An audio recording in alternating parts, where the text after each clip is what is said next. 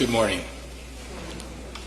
As Judge Dinkelhoff has already told you, opening statements are not evidence. Rather, they're to serve as a roadmap indicating what the evidence will be. You know, you've been told in voir dire, you've been told by the judge, you've been told by the prosecutor, and conceded by the defense, Anthony Kirkland has already been convicted of aggravated murder with death specs. Your singular function is to decide the penalty.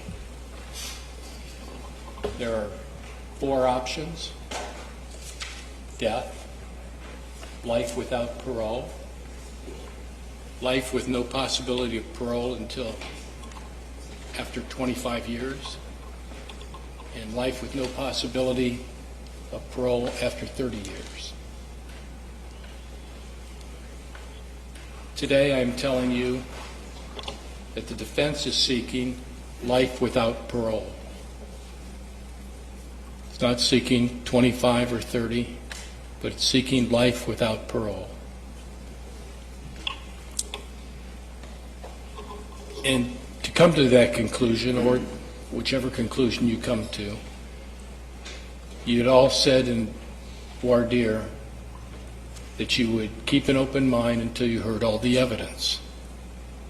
And we believe you, and we're sure that you'll do your best to do that.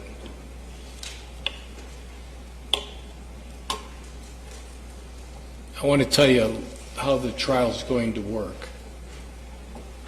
Because Mr. Kirkland's already been convicted, we have stacks of papers. Some of those are prior testimony, and most of the evidence that's going to be presented to you is not going to be presented by the people who saw, heard, and acted in this case. But it's going to be told to you by summary witnesses. A police officer will come in and say what his team did, what was said, what was done.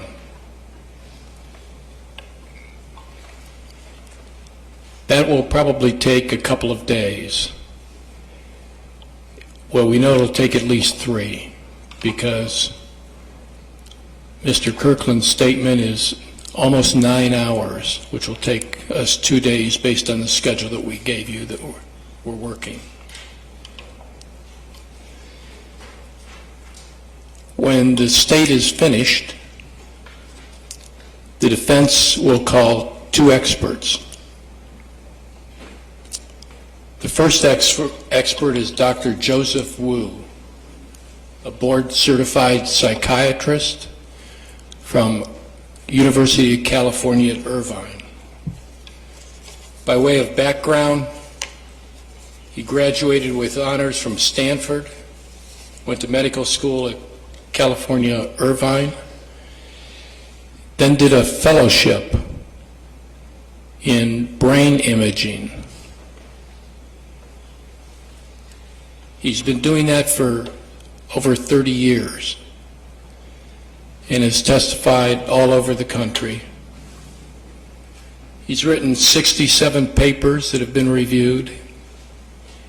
He's written chapters in medical books that are being used. He taught at the University of California of Irvine until his retirement, since his case has started. And when I say this case has started, I'm referencing, you heard Mr. Gibson or Mr. Dieter say that they've had this case and lived with it since 2009. Mr. Wendell and I have had this case since November of 2017. What we did is found when we got into the case that Dr. Wu had already been deposed by prior counsel.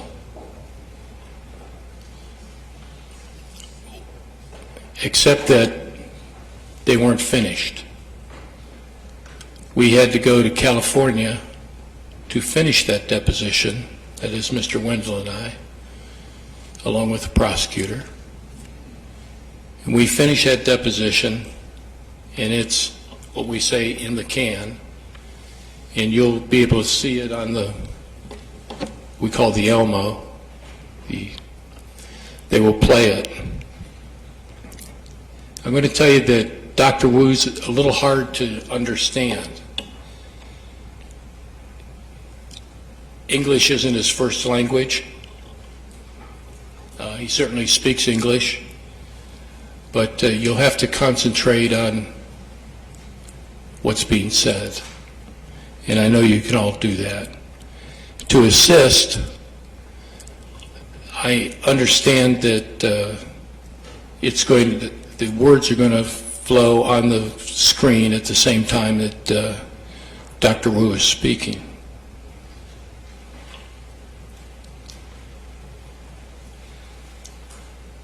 So in order for Dr. Wu to give an opinion, he had to first, let me have whatever records you got. You know, has he been treated? Was he in a car accident? Did he get hit in the head? Did he fall? What do you suspect? After reviewing all the records, Dr. Wu, again, prior to our being on this case, said, would you ask the court if they would allow a PET exam? A PET exam is like an MRI, and it's a special exam.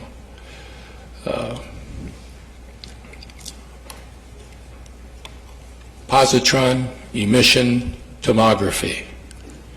That's how we get to PET.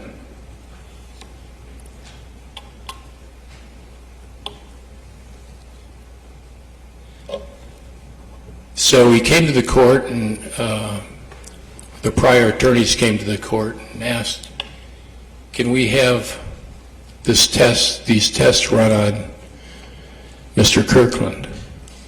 The court ordered the test, and because he was in custody, and Mr. Dieters told you he's been in custody since March the 7th of 2009.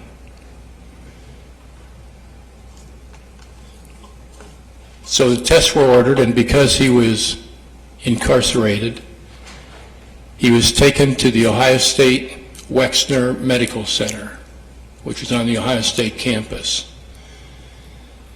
And the court ordered the two tests. In addition to the PET exam, there was one called MRI DTI.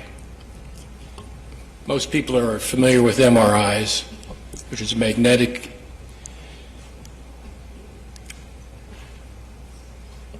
imaging, magnetic resonance imaging. And then DTI is diffusion tensor imaging. So the two tests were done at Ohio State on October the 6th and October the 11th of 2017.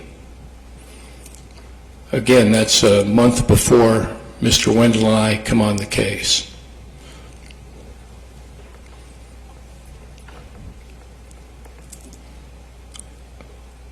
So depositions were taken of those two doctors who did those two exams, Dr. Chadwick Wright and Dr. Daniel Bolter. And again, we got in our cars, went up to Columbus, and we did that more recently.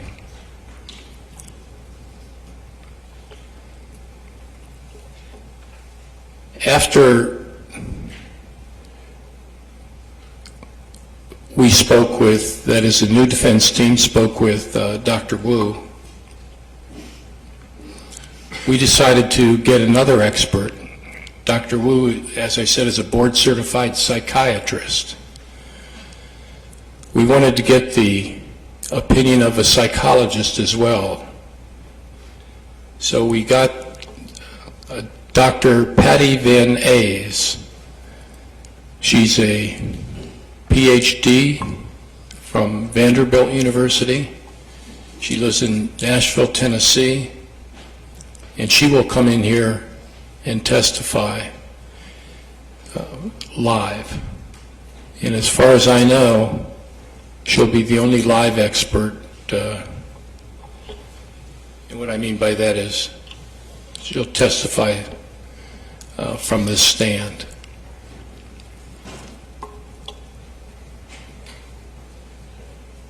The other witness that you will hear from will be Anthony Kirkland.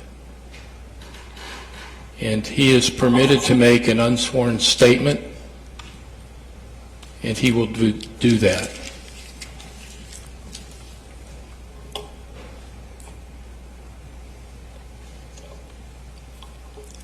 In gathering the records, we got the records from Dr. Wu and from other sources, and we have the Ohio State Public Defender provides an investigator.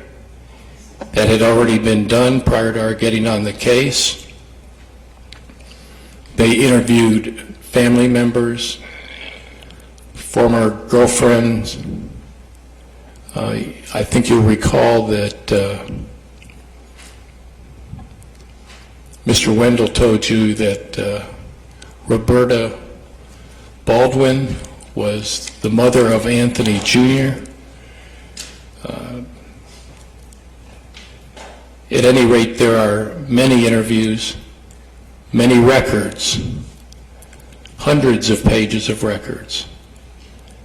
Now, we will, in our presentation, point out some of those relevant records, but all of the records that were gathered are available to you for your inspection.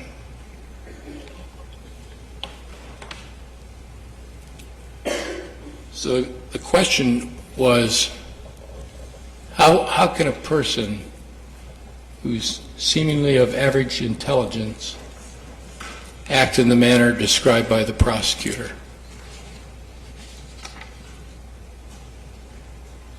That's what the experts were sought.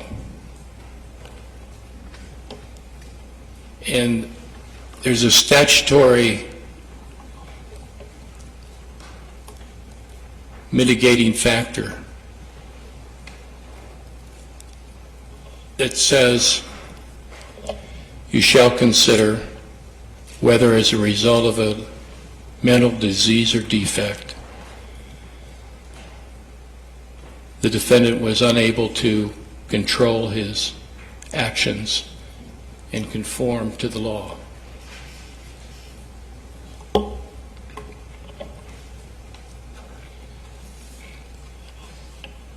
Mr. Kirkland was not able to do that.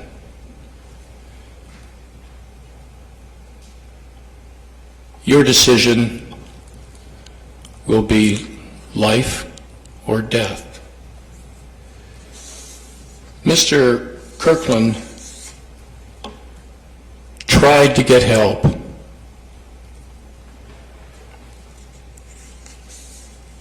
And it's something we want you to consider. On 8 occasions between November 29th, 2008 and February 28th, 2009, he presented himself 8 times to try to get admitted to the hospital. Complaints of depression. I was upset.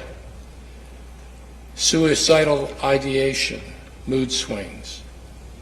Diagnosis, major depressive disorder, recurrent. Bipolar disorder.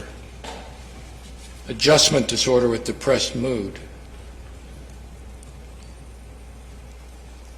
2 days before Christmas in 2008, emergency room visit. Dizziness, passing out, confusion. December 26th, day after Christmas, emergency room, dizziness, blackout. December 27th, the next day, emergency room visit. December 30th, 2008, testing ordered, MRI, head with and without contrast because of history of head injury. In addition to these, and I didn't read them all, he had had a bicycle accident in 2004. He had prior MRIs, which showed fractures. This is only significant because it's a position of the state of Ohio that when the two radiologists from Ohio State did the test, they said they were normal.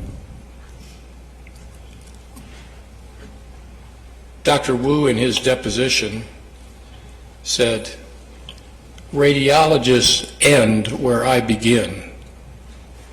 And that is to say that the first analysis of an MRI or PET scan or MRI DTI is a visual assessment.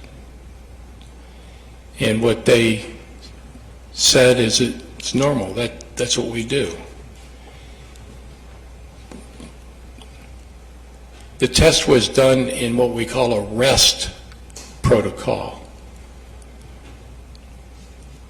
That is, lights are dimmed, he's relaxed, he's injected, and they run the test. And they did it the way that Dr. Wu wanted to do.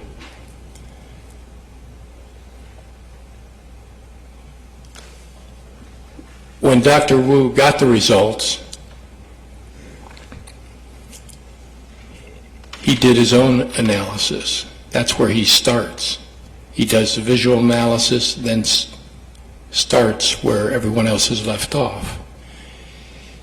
You'll hear testimony about NeuroQuant and other software companies that provide the software so they can do an in-depth analysis of the results. And Dr. Wu discovered, and I don't know how many of you have had statistics training, but Dr. Wu concluded that there was as much as 5 standard deviations from the norm, which is a very significant conclusion. What it told Dr. Wu is something's wrong. These are abnormal results. And I urge you to listen to his testimony, and you are the judges of the credibility. You are the judges of what the doctors, any witness says, and how much weight will be accorded that testimony. You could decide that it has no effect on me at all. It doesn't make me think he has any weight coming as a mitigating factor, or it may. Oh, that's important. Also included in the records will be records of his history and character and development.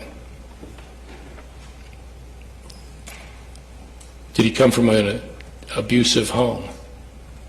Yes, he did, but you'll see those records and hear what the experts have to say.